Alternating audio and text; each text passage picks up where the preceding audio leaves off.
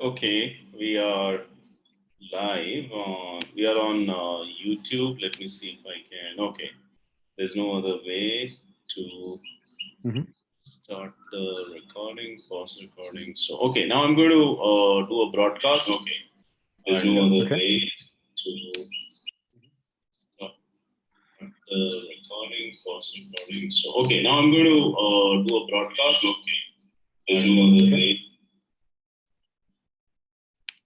Okay, I think that was double sound. And okay, at the count of five, four, three, two, one, go.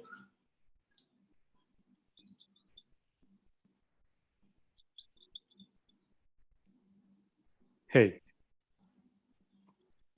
Hi, Ram. Thank you for joining. As we wait, some of the attendees joining in, just give us a couple of minutes. We'll see you all. Thank you all for joining in. I just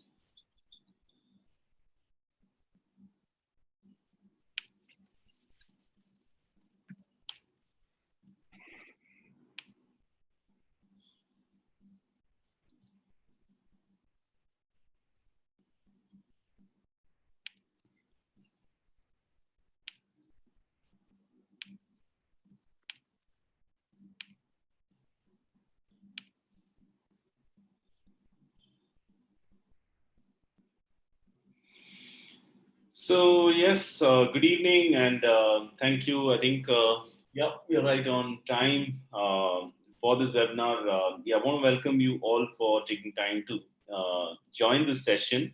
I just want to welcome Ram, who has joined.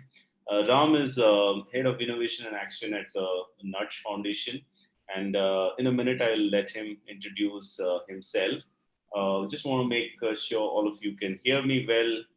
If there's an issue, just raise your hand at the option below. And if you have questions, please use the Q&A option, and we'll be happy to answer. So yeah, thanks once again for joining, and yeah, thanks Ram. Welcome to this webinar. I just we were doing this webinar, and we're looking at what's happening at the Nudge, and obviously one of our impact streams, the Center for Skill Development and Entrepreneurship. So I know you do a bunch of things, but I just want to know during these times, during these COVID times, how has been the things at the center? And yeah, so why don't you start with an introduction and say what's happening at the center? Sure. Happy to do that, Ajit. Thanks a lot for setting this up and giving us an opportunity to talk about the times and what it means for the India skilling landscape and what we're doing at Nudge. Sharing our ideas, learning from the best practices out there, and being able as a community to be able to tackle the grave problems that you're facing. And thanks a lot to everybody who has joined. Welcome. And I hope everybody is keeping themselves safe and being able to continue doing what they love doing as part of their careers and work. As a brief introduction to what we do at Nudge and what specifically my role also involves, uh, the Nudge Foundation has been in existence for a little over 5 years. And in this 5 years, we have started the DNA of skilling, building a Gurukul from which we've graduated over 5,000 students, which ab initio caters to skilling initiatives from a vocational perspective. Um, 5,000 students who have been skilled in a residential facility with 90 days of rigorous training that covers life skills, livelihood skills, and foundational skills, making them overall not just employment ready, but employable, capable. That's been the core DNA of our organizations and how it started. Thereafter, we have grown and morphed into a three-pronged leveraged model of impact, which is core to our theory of change. In the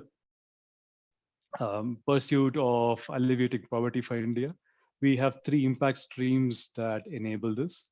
The Center for Skill Development and Entrepreneurship looks at the broad earning gap that India has developed with over 70% of our jobs unfilled, over 70 million people to be skilled in the next 3 years, and a massive amount of current people who are in the industry, who are part of an unorganized sector, to be skilled, upskilled, and be ready for the future.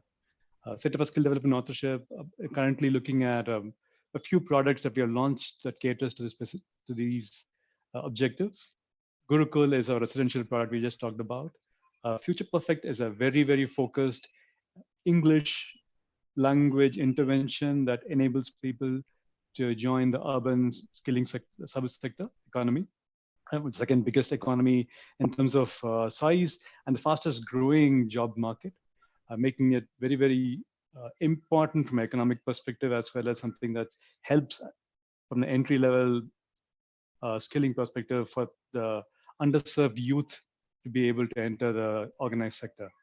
Third product we are looking at, which we've launched very recently, which I'd love to talk more about, something very current in terms of its context. Uh, just launched a month ago. It's called Job Set Go, that looks at a finishing set of skills required for the today's youth, whom many of them, the underserved youth, many of them who are going to be facing a lot of economic hardships in the coming months, to be able to convert their skills and be ready for a job. We do know that even today, as the 800 million people who are likely to be who are in the working age, even about 500 million of them being in the job sector, uh, we are looking at close to 30-40% unemployment in the unorganized sector in the next few months. And many of these people possess skills. They have already spent a lot of their time and invested a whole lot of effort in getting themselves skilled. But without the last mile push of making them ready to be employed, by improving their interviewing skills, by improving their employment readiness, can give us a final push to ensure that they are not just caught at the cliffhanger situation and be able to jump across the chasm. Right, so that's a third part we just launched, and many more in the kitchen that's getting ready for the current times. Apart from skills, the Center for Skill Development and Entrepreneurship, we have Encore. Nudge Encore looks at enabling social sector organizations, creating capacity at the grassroots for a leveraged impact by incubating, by mentoring, and funding potential social sector technology-based startups to be able to create leveraged impact for underserved youth. Um, and finally, there's this Nudge rural development, um, which is a flagship product of Ultra Poor program. We've been working in the Jharkhand for the last year uh, with a graduation approach to enable extremely ultra poor people to come out of poverty. It's a very long intervention, 3-year program that slowly and steadily works with the poor people in the village on a self nominated and a peer nominated basis, and intensively works with them to bring them out of poverty and sustainably stay outside. So broadly, this is what we do as part of Nudge. And throughout our every impact stream, a few areas that are core to our being is to be able to create leveraged impact. And we believe strongly in the DNA of innovation, because there's a huge problem out there to be solved.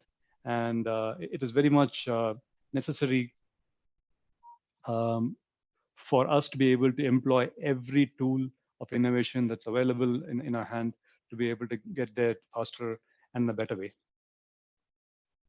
Thanks. Ram, I know these are challenging times for everyone.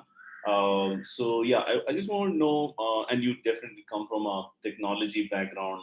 So, how have you used technology to make sure that the skilling doesn't stop for these important set of people? And why don't you throw some light on that? Happy to do that, Ajit. Indeed. So I do come from a background which predisposed me to look at the whole problem from an outside in perspective, probably bringing in a lot of fresh perspectives and probably bringing in a lot of stupid ideas, which I'll have to test before I fail and then learn. Hopefully that means there's some disruption that's potentially coming down the line. I come from 20 years of working in the IT sector, in consulting sector, and driving transformation, digital transformation, which has taken the world over by storm the last 4 or 5 years.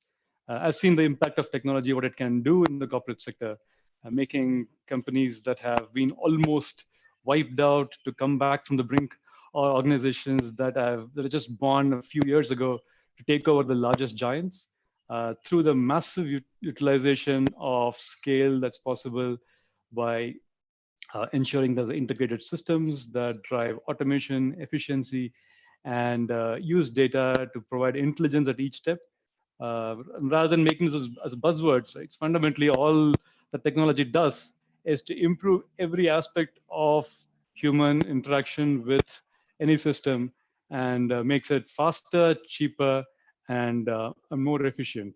It's like the Kodak moment for the corporate industry is been happening for the last 5 years, and I think social sector is also very much on the cusp of that. And given at least the situation like COVID, it might be opportune that we might be pushed to move there faster than later.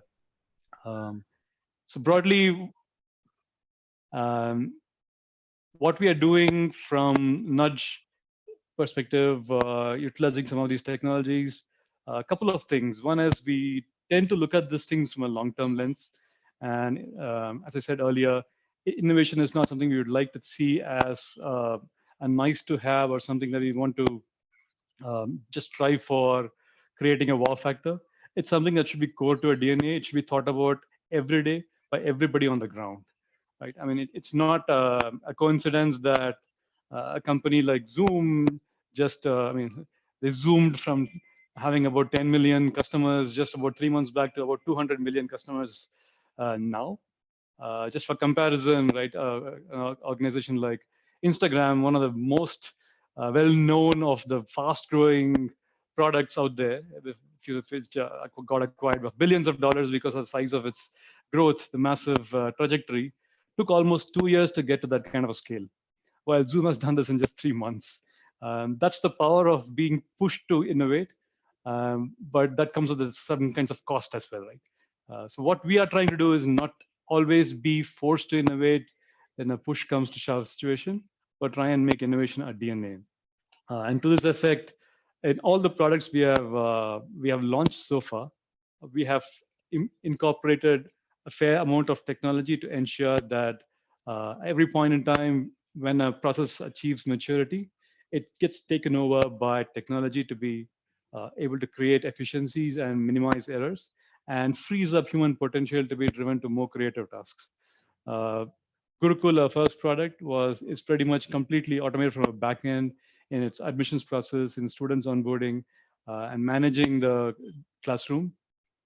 This is certainly ensures that there's a lot of, for example, just cost per uh, entire program has come down almost 40% from inception, and it will continue to go down as we bring in more and more innovative technologies. But it's not just in terms of being able to drive efficiencies, because we are talking about impacting, especially when it comes to a demographic of the underserved youth. Technology is not something that's just purely going to create efficiencies or be able to do your daily job better. It's core to creating experiences that will enhance learning. And to this effect, we have brought in a lot of digital platforms with broadly three kinds of objectives in mind. Right? One is that we ensure that this democratic uh, approach or democratic access to all our skilling efforts, making available our content and lessons anywhere, anytime is core to the philosophy of why technology is necessary for this, for our kind of work. Most of our students for Gurukul and Future Perfect come from various parts of suburban Bangalore or rural Karnataka, and Delhi and Hyderabad now in the last 1 year.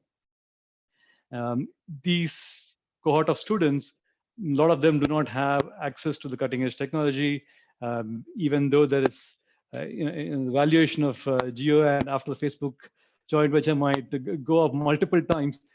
Despite that, in rural India, having completely reliable access to technology to be able to support education is still in the early stages. So we bring in technologies that is easy to use, that actually enables our students.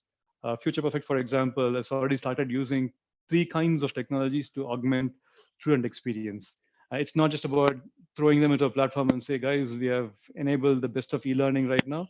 So it's up to you to make use of it. We don't want to go back to the way we were schooled back in the 80s, 90s, and 2000s. And some of us grew up during those times where it was all about curriculums there, the material is there, it's totally left you to learn in a linear fashion. Today, technology enables every student to be able to learn at their own pace. Everybody comes with a unique ability. We utilize their own specific strengths and core preferences of learning. Some people prefer to learn through instructions. Some people prefer to learn through interaction. Some people prefer to learn through auditory and visual learning. Right? So I mean, there is always a preference. Uh, it's not necessary that this will continue forever in your life, but more we move into adult education, there is already a preference that's set. And it's best to always utilize what capacity already exists and be able to augment this with the best learning experiences. For Future Perfect, for example, we are doing video learning for a lot of our students. This is essentially a college uh, point of impact product, directly talking to college students. Even though the college students, there's the government colleges, most of them come from villages, and even though they're college students who have, some of them even have laptops, they hardly know how to use digital media properly. And given the connectivity challenges, we resort to static content as a backup for video conversations to ensure there is interactive learning. Static content allows for self-learning, and there is a follow-up in terms of chats, mails to ensure there is paced learning, that's remedial conversations that happen. So many of this might look like very, very standard, but when used appropriately in a combination, it ensures that not a single student is left behind. And I think that's kind of core to how we've been approaching innovation in this entire sphere, is to not just use one technology as an enabler for a product, but use multiple technology as an enabler for students. I hope that kind of makes sense. Yeah, yeah. So just to get a little in each of these products that you spoke, I suppose Gurukul is temporarily suspended. So are you doing certain engagements with them currently to see using that they stay what they started on, and we all know this is going to stay there for some more time before we come back. So are you taking care of that aspect as well? Thanks for asking that, Ajit. Gurukul, yes, it was an essential program. So just by the fact that we have been ordained now, right, to have social distancing, um, all the students have been sent back to their residences. That means it's still not fully suspended. It's no longer a residential program, and we are ensuring that the students who have joined us before the uh, lockdown was set in place, they continue to remain engaged. And these students uh, are from uh, all over the state. It's not just urban students, and hence we are engaging them mostly through the traditional means of communication. And even there, we try to make it little student centric rather than just help make the students go to an audio conference or listen to something in a one way communication. There are tools out there which ensures that there is an automatic polling by which the classroom is automatically established. There's always a cognitive load when it comes to utilizing technology, and the first step is always difficult. When you leave it to these students in their late teens and early 20s who have hardly ever gone through very structured learning, most of them may not even know what is going to be the end result of what interventions we are planning for them. So motivation levels are very difficult to achieve. So we try to reduce that first gap, the cognitive load that comes from having to reach digital technology by implementing technologies that automatically call these students. And if they don't pick up, it'll keep calling, or you can call back a number if there's a problem with it, that it'll automatically patch you onto a conference. Simple tools like this that ensures that we are not just uh, making access available, but making it easy to consume for a variety of section of the audience. So for Gurukul, to answer your question, that's essentially what we're doing. WhatsApp, of course, is now a household word, even more than I suppose when we were growing up. Doordarshan was a household word. Today, WhatsApp is the common media of acquiring all kinds of knowledge. We do keep students engaged through very informal mediums like that and mails where they do have access, but augmented with audio conferences, which are automatically polled to create a classroom experience and keep students engaged. Yeah, in fact, yeah, you brought about the WhatsApp. I'm using WhatsApp to learn Kannada. There's an online course that I'm doing currently to do that. So you brought that. Interesting. So while I have a set of questions, I'll take questions as it comes in the chat because we want to keep it as interactive and it's a discussion for us. So Shailendra Singh is asking, there is the seeing part and there is this listening part of education. How do you help with the doing part of it virtually? How do you bring personal attention to the students? This is something that you can. Okay. So I think broadly there are three modes of learning, right? So there is cognitive learning, and there is interactive learning, and there is, I think the third thing you said is the mechanistic, which involves motor skills as well as cognitive skills coming together. Fundamentally, e-learning, distance learning can be used mostly in the first and second part.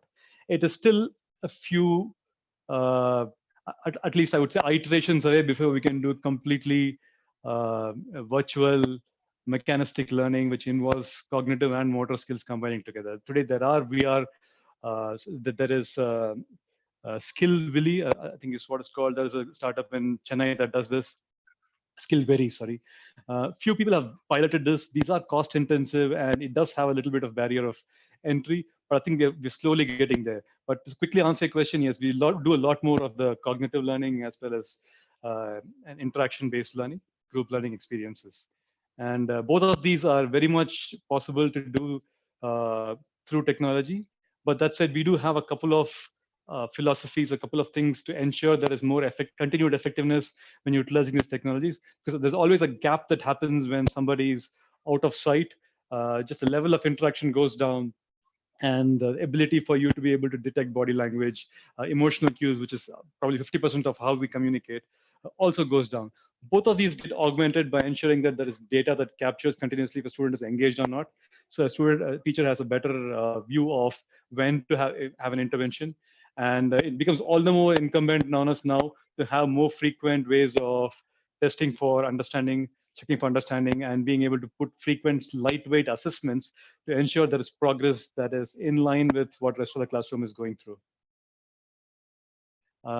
Folks, I think there's lots of comments coming through. I'm afraid I'm. Yeah, I'll read out for you, Ram. So that would be easier for you. So there's a question from Ashish saying, "Are you exploring any expansion plans to the northeast of India?" A wonderful question, Ashish. So before March, we had aggressive plans for expansion. That said, we currently are already based in. I mean, we started out in Bangalore and moved to Delhi a year and a half ago, and just started work in Hyderabad just a few months ago.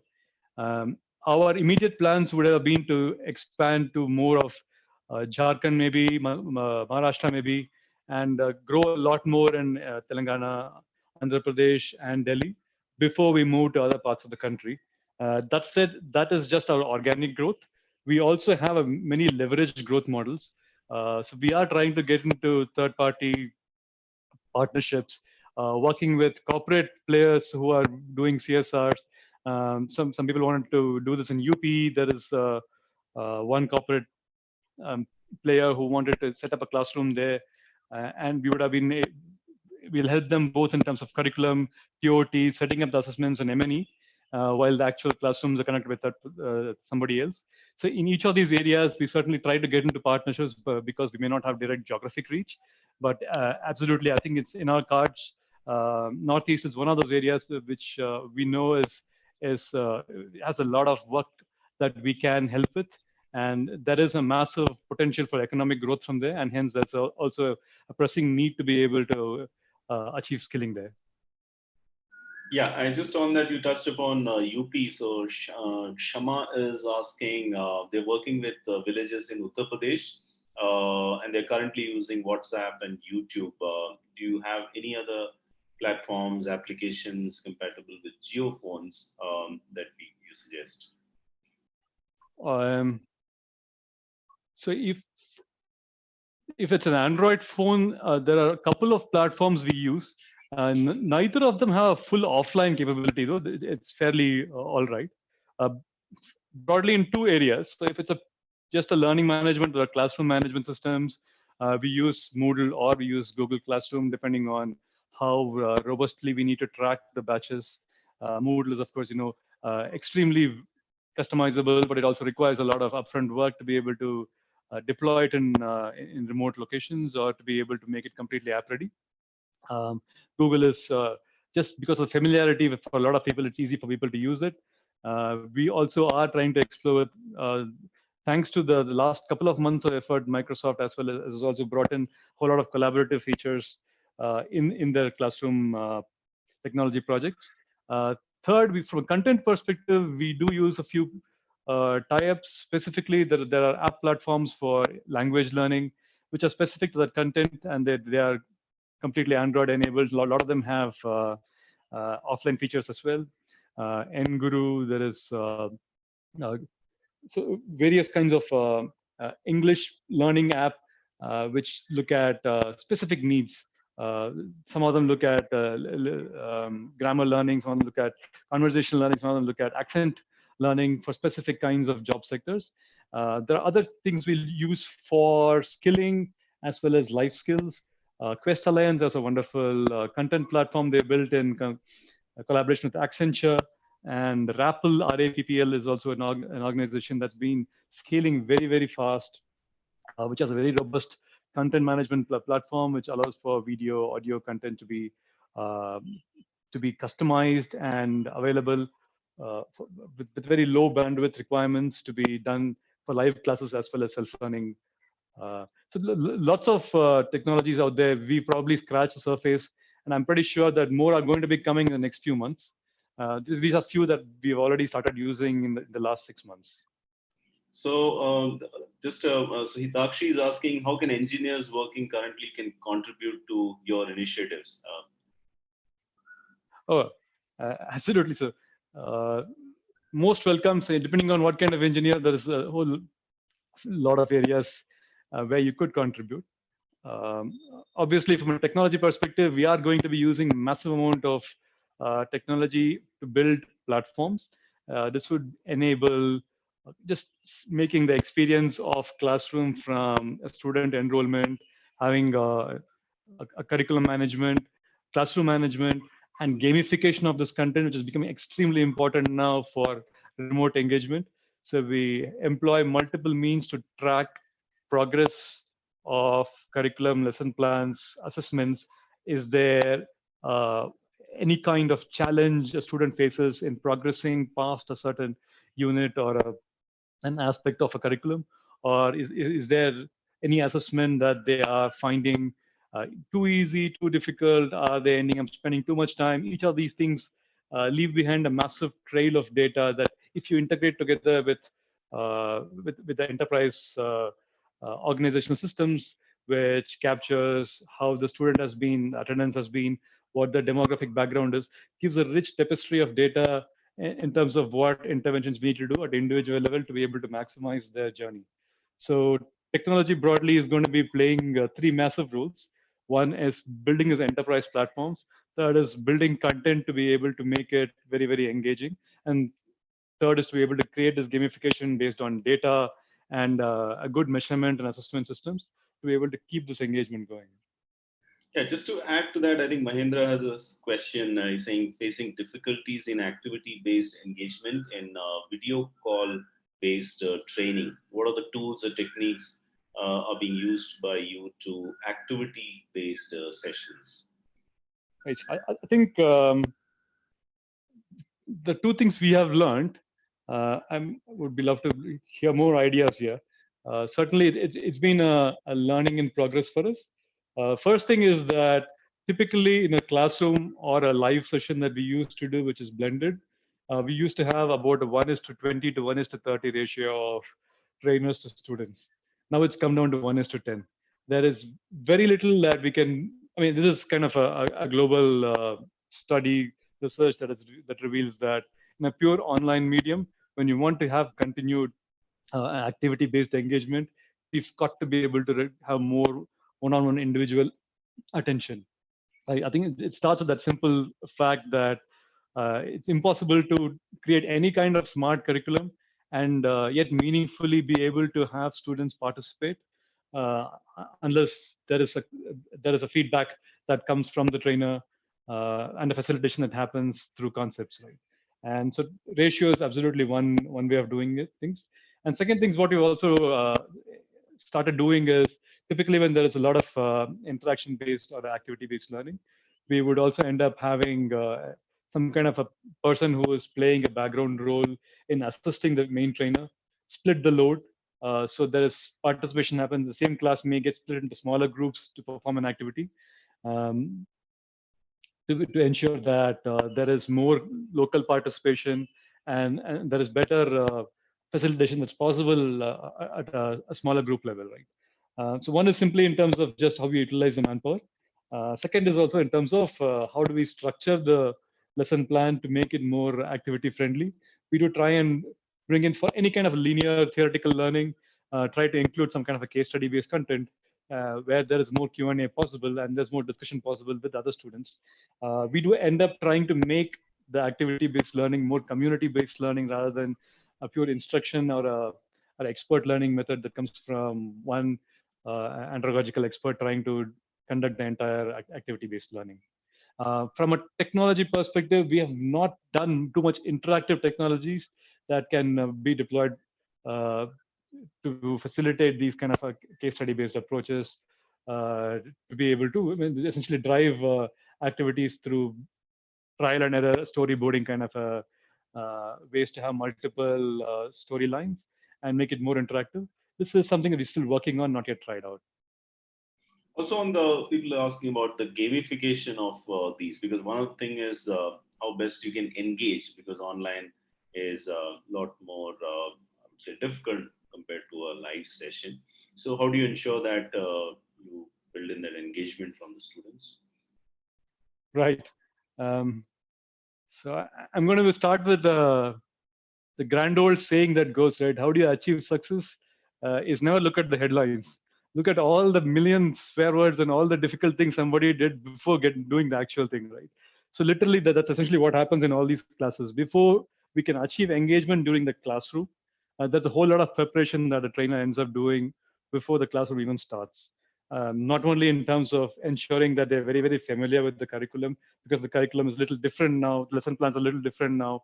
It's going to usually involve any single lesson plan is going to involve some bit of a self-learning part, some bit of instruction learning part, some bit of exercise part, right? That's what ensures that there is participation, there's more of self-directed learning in online curriculum. But second is that after every class, the trainer now spends half an hour extra to look at what every participant has turned in and be able to talk to a student if they are facing difficulty. If a student is not able to attend if it's a technology issue, give them a recording of the classroom and have a remedial class. If I mean, it's very, very often the simplest issues we face is that most of our students, especially women, which are 80% of our cohort, end up having all kinds of difficulties during this COVID time, right? Women face the worst situation today, the extra burden of managing children at home. We no longer have any other support. We can't go and so every little thing from purchase to managing is double amount of work now. So amount of time anybody is able to allocate, and the unpredictability of the schedules means that people do drop out in the middle of the classes. We support them outside this class. Some of the students have other classes that are happening, or parents who just have given them some chore. So we talk to the parents to ensure there is support from the parents.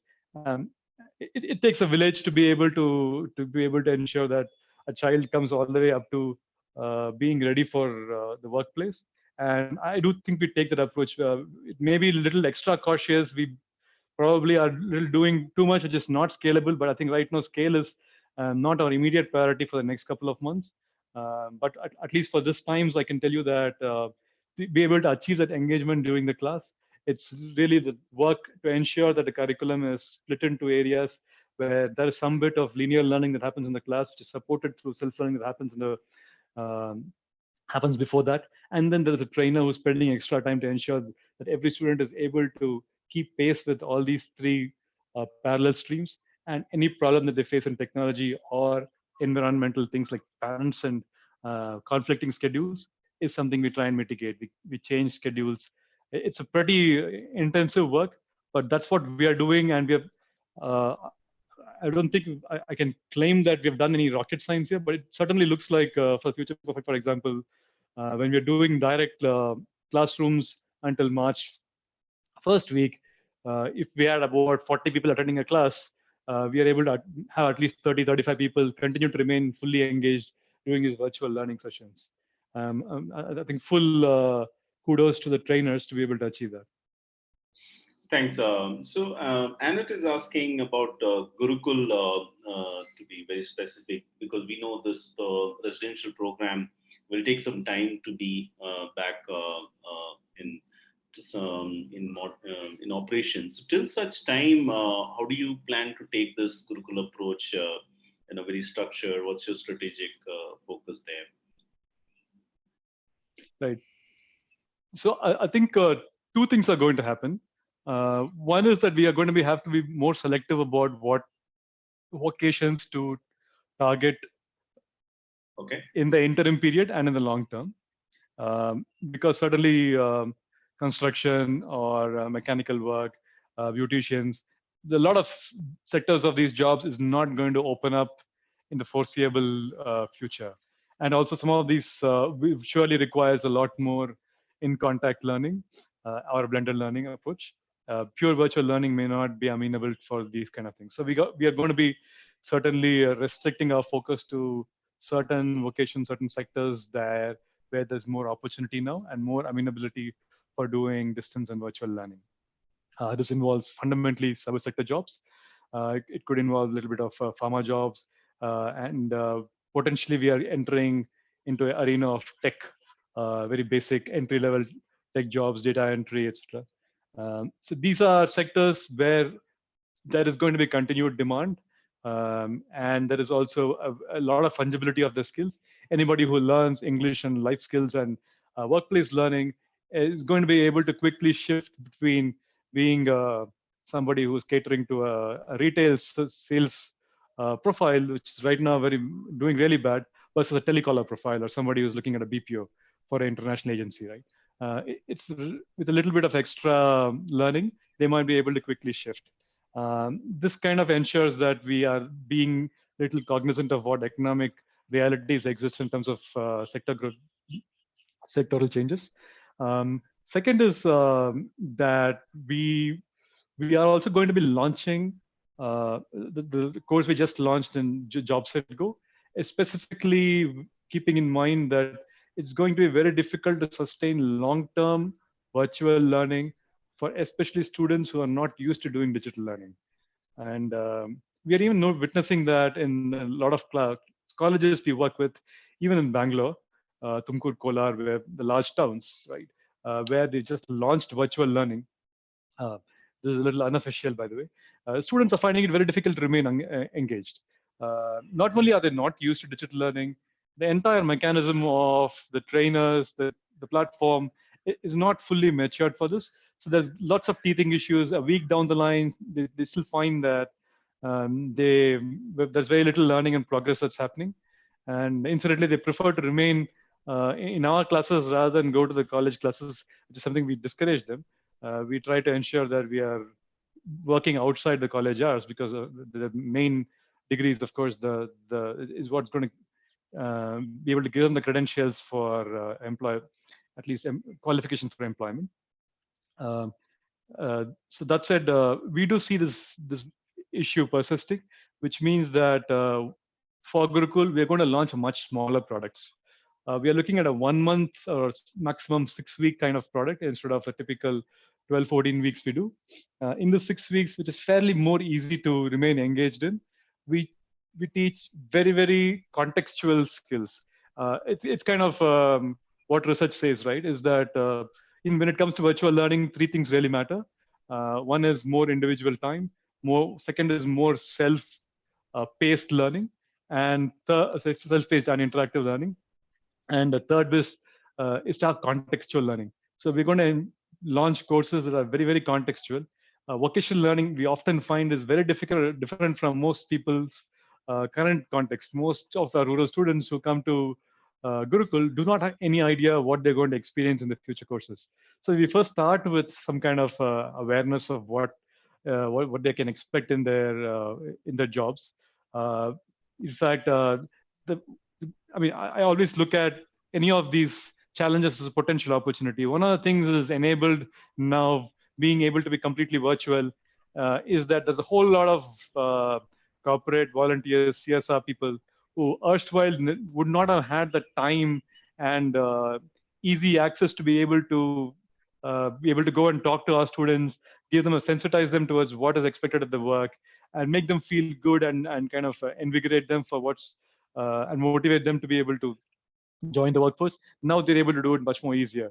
We're organizing sessions from various of our donors and corporate partners to talk to students, sensitize them, do mock interviews, things that motivate them and keep them engaged, and start that as a platform for digital engagement.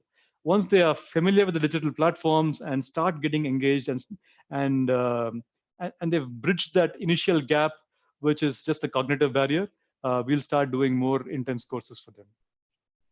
Thanks. A lot of questions and discussions. I'm not being selective, but I think some of it you're already answering as we discussed. One question Shivani is asking: are you working with the skill development initiative of Government of India, and how do you address the challenge of connectivity in rural parts of India? Right. So first things first, on the government, yes, we still are a small organization. And I think broadly, uh, as I said earlier in the very first part of the conversation, is that we try to operate at multiple levels of leverage, while we are also very, very keen to do grassroots level work, because I think innovation happens at the grassroots. We're also very keen to work with governments and partners to be able to leverage whatever learning we do. Broadly, the philosophy is always that, is to look at all the problem areas as yet unsolved. And there's tons of them.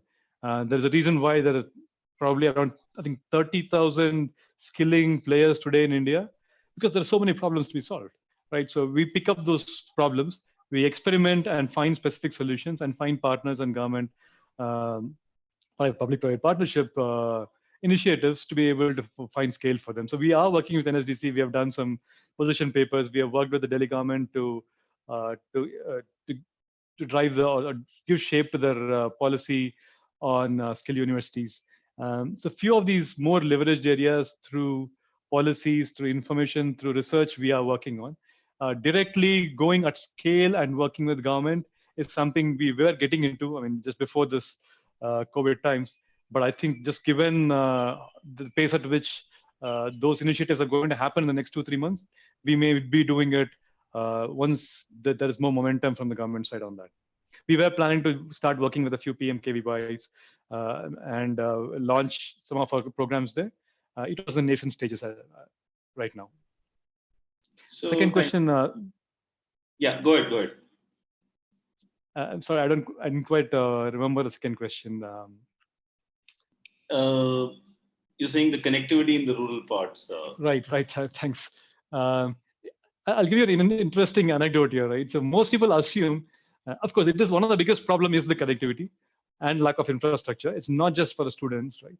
From our demographic of students, we know that the data that we have, barely 20-25% of the students have reliable connectivity using a smartphone. About 50% of them have uh, a smartphone. 20% have a reliable connectivity. Very, very small. So 1 in 5 barely manage it. and more than 30% do not have any kind of infrastructure. They have just borrowed phones, feature phones. And so, yes, absolutely, infrastructure is the issue. But you'd be surprised to know that the biggest challenge today we are facing is probably TikTok. Students are more interested in viewing 30-second content rather than looking at a 5-minute video that tells them about learning. Thanks. So Mahima is asking, what's your thoughts on skill development for disabled youth, especially deaf and mute? What platforms do you use? Any special curriculum that you have in place? Mahima, I may not be the right expert on this. Today at Nudge, unfortunately, don't yet do anything for people with special needs, but certainly it's something we need to be getting towards. It is on our radar. Today, we still do not have the full focus and expertise in-house to achieve this. Thanks. So, for example, I mean, I can give you I know of a friend of mine who runs a school for the blind in Delhi. Um, and before the end of the session, I can get you the name of this. So they have built a complete Braille curriculum. And so things like this, I think it's in support with the CBSC, it's in support with NCRT. So there are lots of platforms available right now, which does cater to this. But today we are not doing anything specifically in this area. Okay, thanks, Ram. So Bhagwan is asking, there's a Vatavaran is working with tribal community in Maharashtra. So when community leadership is illiterate, we found difficulties to facilitate learning of technology platform like GPS mapping, and also any thoughts, how do we overcome it specific to a need? So I'm guessing your question is more in terms of what would field work look like in the remote areas? How do you manage that? If so, the two things here.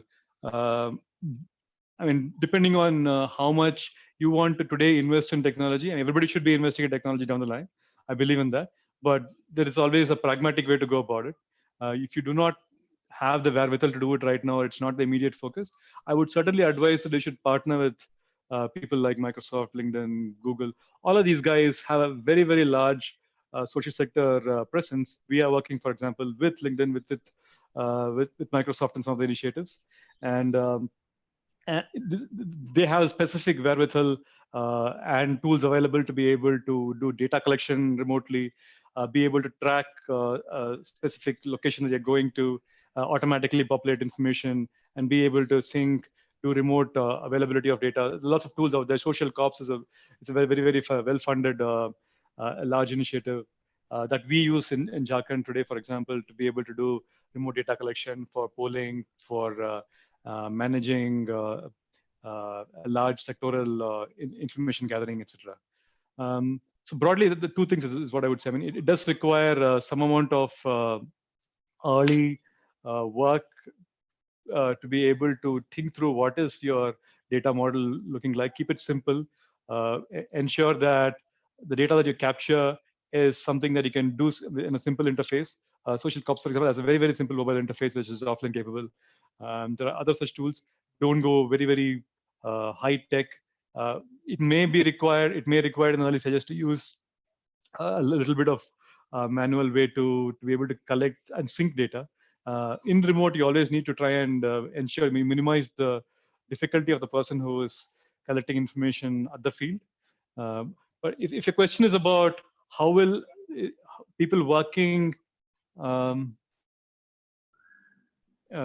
will people who are beneficiaries in the rural area, their access to interventions, I think there is today not great solutions in India. There is, of course, a whole lot of platforms, Diksha, there is Step. A few of these organizations have made the technology quite simplified, available on phones and easily accessible remotely. But still, I do think that there is going to be some maturity required depending on what kind of sector you are in. In the education sector, there is a whole lot of work that's happened. In skilling, not so much. And if there's other sectors, It's still the platforms are not mature for full rural connectivity. At least that's what we have noticed, and hence we end up trying to partner with some of the organizations which already have this expertise, which they've done in other parts of the world, and they should, especially if I highly encourage that any organization should try and not go it alone in the beginning. Look for uh, tying up with some foundations which are launching these initiatives. Think of presenting a business problem in terms of impact, and I'm pretty sure a good story will be able to get the right kind of partners to get involved and engaged in. Yeah, thanks, Ram. I have another question from Ashish. He's saying, I'm from Uttar Pradesh. What is the biggest challenge you're facing? Very simple question. I know it's a hard answer. It's your Okay, biggest challenge. what is the big challenges? Um, what we face, I mean, I can talk about a couple of things that is interesting, and some things that are very structural, right? So One you, first thing is, one so you one of the said biggest, is sorry, Ajit. one you said is TikTok, I presume. Yeah, TikTok is a very amusing thing we've noticed, which is, I mean, the gig economy and the attention economy is obviously one of our biggest competitors. Um, I mean, there's a time when we used to hear saying that, there is this new NGO that's come into this place and they are competitors. I would say, why are they competitors? If somebody's helping adding one more drop of water in this mass amount of water we need to gather, it's like wonderful, right? So there is no dearth of people we need to impact. I mean, NGOs are never a competitor for us, right? It's always the things that divert attention towards something that's not going to take them towards a fulfilled lifestyle is the competition. So apart from TikTok, the biggest, I mean, infrastructure is the biggest challenge. Clearly, connectivity for students, power outages for our teachers, right? So come summer, we are finding one of the biggest issues is that our trainers sometimes are not able to be fully connected all the time. It's as simple as that sometimes. And third, very interesting thing is that this is a very behavioral challenge we're facing. I'm not sure if you guys have faced this, is most of the people in India today, right, including us in the corporate sectors, are still not very, very used to doing video conferencing for regular kind of work. For us, video conferencing is a status update, or it's something that's we do one-off in webinars like this. But as a regular piece of work, it's still something new, and as a novelty factor. People tend to usually try and create an excitement there, right? So there are students who do very funny things, knowing that it's anonymous. So right, I mean, in a lot of the video conferences, it's possible for you to change your name. So students can get pretty aggressive there, right? They can even get abusive towards the trainers. Instead of looking at this as a problem situation, we do try and empathize with the fact of what they are going through. It's a novelty for them. It's a big learning gap, and there is going to be a peer pressure there to try and create an experience out of something that's totally new. So we try and be patient. We do reinforce good values there and ensure that we label good behavior towards what right outcomes, and hence behaviorally nudge them towards to try to make them autocorrect themselves. If not, we do ensure that there is no disruption at a social level, and ensure that the people who are not interested should not continue, right? In the interest of the larger good. But the idea is that certainly behavioral challenges are going to come up when we do things more remote with lesser physical visibility. And some of the classrooms, in fact, we were fortunate or unfortunate in the early stages of some of our curriculum, where the college professors would attend the classes with the students. Right, that ensured there's discipline and there is a forced attendance, right? So, which is not a good thing. Moment it became virtual, the college professors would not attend the same classes. The students now find a new found freedom to be, you want to rebel. The first thing, when you're being forced to do something you don't want to do, your immediate tendency is to rebel, right? So we do look at all of these behavioral aspects of the challenges as well. So I think some of these are generally the main challenges we face. In terms of apps and platforms, yes, I mean, it's not nothing new. There is connectivity issues. Some of these applications require lots of preparation to ensure things are available offline before classroom starts. Lot of students are still not used to doing preparatory work before coming to a classroom. So we need to spend extra time to ensure that they're still up to speed. I hope that kind of answers some of the, Yeah. these are some of the bigger challenges we face. Thanks, Ram. Also, I think one question, I know we're talking about technology, but Amitabh has asked earlier. that how do you get to where the access to technology itself is a challenge to the last mile? Is there a gaps that you have, whether it is gadgets or service? There is obviously a challenge to a lot of people. I know it will not be part of your. Is there something that you're doing to, or you stop it where the technology can enable these people? Um, I'll share with you the experiments we are doing. It is jury is still out on if this is the best way to do it. It seems reasonably effective as of now. Right? There are two things we are doing, or three things we are doing. One is the easiest way to reach the most remote areas is through audio conference. In today's world, we probably are not working with ultra poor people when it comes to skilling, right? We still are working with about the 20th to 50th percentile of the economic group, which is like about $5 or below uh, a day types, right? It's not $1.50 or below a day types kind of people, which I don't think from a skilling perspective, we are still inclusive enough in that sense. It's still a challenge for us. But at least the people who have basic infrastructure of a phone connectivity, um, the easiest way to reach them is to be able to send material through WhatsApp and something basic internet-based medium where there is some kind of offline connectivity for people to be prepared before the actual interventions happen. And second is reinforce it through a lot of uh, supporting work in an audio conference. There is something called Group Talk. It's a platform we have used very, very successfully in a whole lot of our remote work from Jharkhand to Karnataka.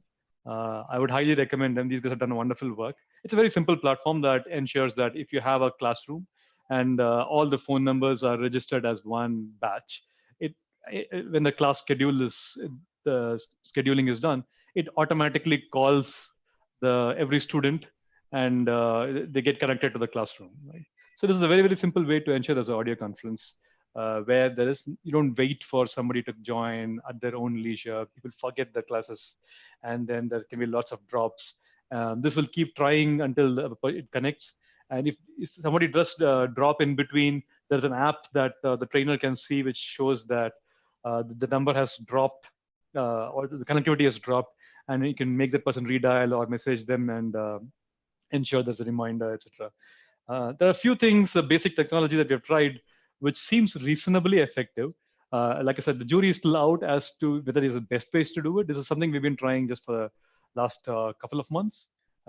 In general, though, we recommend highly to ensure that every kind of skilling is done in terms of three different um, tracks. There is a self-learning track, there is a reinforcement, remedial, and online learning track, and there is a bit of a offline work or a group work that is done that's more interactive. Right? We try to do it that way so there is many ways every kind of learner can catch up with. Yeah, so appreciate all of those who asked the questions in the Q&A section. If some of the questions are missed out, we'll definitely find more time from you, Ram, to answer them over email. Yeah, I think we're just getting close to the end of our session. But I know we spoke about the problem, we spoke about some of the challenges and solutions. Yeah, so I just want to ask you, Ram, how hopeful are you? I know the task has become, these are trying times for all of us. As you said, this is pushing us to be more innovative. But how hopeful are you towards your mission? I'm very, very hopeful. I'm very, very hopeful for multiple reasons. Right. So one is certainly that just in terms of the ability of technology, we have come a long way since skilling became an urgent priority for India. Since 2014, when it was since 2008 when it started, but 2014 when it became an urgent priority. Back then, just the use of technology was still in the nascent stages. Even the world of corporate sector was still grappling with the earlier understanding of what digital transformation means. Today, just being able to drive outcomes by measuring data at a very, very large scale, bringing in technologies that automatically self-correct, adapt to a student's needs, being able to create reach anywhere at a very, very low technology requirement. And I'm immensely hopeful, not just because of what's happened so far, Call me a dreamer, but I can significantly see the power of exponential growth coming through multiple technologies converging today. Um, Both in terms of computing power increasing, reach and network increasing massively. I think the Geo Facebook deal, even though it may have a lot of other repercussions in terms of political economy, data sharing, which needs to be managed. I think partnerships like these, which look at both networks and information and providing access for everybody, democratizing access to resources, is a significant leap for a developing country like ours. Right? What India achieved just in the COVID period, like in private, public-private apps like your Arogya Setu, etc., creates that backbone. The India skill stack is a starting point. We'll keep building on top of it to be able to enable layers and layers of technology that give full access to all people um, as an infrastructure. Now, intent needs to come in. Every technology can be used for good or for bad. I hope more of us can start leveraging it for good so that the tide shifts in that direction. Broadly, I think there's lots of things possible, but it is left to us to be able to turn the tide in the right direction. Leaving it merely to corporates or the government may not have the right incentives all the time. And hence, I hope the civil society will also jump into this and not treat technology um,